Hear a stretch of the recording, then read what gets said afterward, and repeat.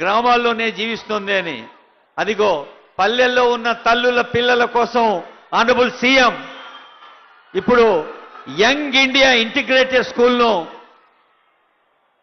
గౌరవనీయులైన ముఖ్యమంత్రి గారు మీ పిల్లల కోసం, మీ పిల్లలు భవిష్యత్తులో బాగా చదువుకొని పైకి రావాలి, పెద్ద పెద్ద ఉద్యోగాలు చేయాలి, వ్యాపారాలు చేయాలి, సామాజిక సేవలోకి రావాలి, పిల్లలు పైకి రావాలన్న ఒక తలంపుతోటి రేవంత్ రెడ్డి గారి వ్యక్తిగతంగా శ్రద్ధతో చూసుకున్న కార్యక్రమం యంగ్ ఇండియా ఇంటిగ్రేటెడ్ స్కూల్.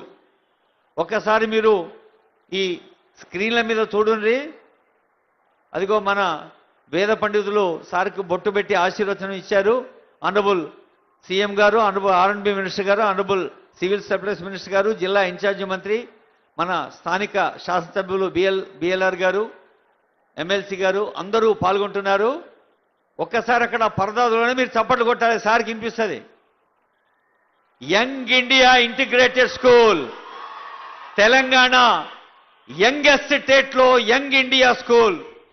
మనదే యంగెస్ట్ స్టేట్ అంటే కొత్తగా ఏర్పడ్డ రాష్ట్రం, కొత్తగా ఏర్పడ్డది. కానీ అన్ని రాష్ట్రాల కంటే ముందుండాలంటే చదువు కావాలి, బాగా చదువుకుంటేనే ముందుంటామని ప్రతి సభల సీఎం గారు చెప్తుంటారు.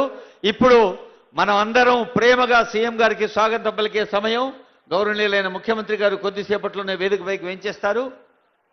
నిజానికి విద్య నిగూఢ గుప్తమగు విత్తము మనుషులందరికీ కూడా దొంగలు ఎత్తుకపోంది, దొరలు పంచుకోంది ఏమిటి అని ఒక శతకకారుడు చెప్పిండు.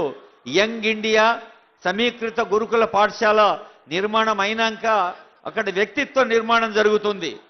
వ్యక్తిత్వ నిర్మాణం అంటే ఆద్మీ ఇన్సాన్ బన్నా ముష్కిలే అని ఒక కవి అంటే నరుడౌట దుష్కరము సుమ్మి అని దాశరథి అంటే తెలంగాణలో ప్రజలందరూ తెల్లని హృదయం ఉన్నవారు, స్వచ్ఛమైన హృదయం ఉన్నవారు, మంచి ఆలోచిస్తారు, మంచి పెంచుతారు, మంచి పంచుతారు. కాబట్టి మరి అలాంటి మంచి పెరగాలంటే మంచి ఆలోచన రావాలి. మంచిగా ఆలోచించినప్పుడే మంచి ఆచరణ సాధ్యం. అలాంటి ఆచరణకు, అలాంటి ఆలోచనకి మూలమైన విద్యారంగం, వైద్య రంగం, వ్యవసాయ రంగం, సాగునీరు, తాగునీరు, మహిళా వికాసం, దివ్యాంగుల సంక్షేమం, వయోధికుల సంక్షేమం. దేవోభవ, ఆచార్య దేవోభవ, తల్లిని తండ్రిని గురువును దేవులుగా భావించాలి. మరి ఈరోజు వచ్చిన ముఖ్య అతిథి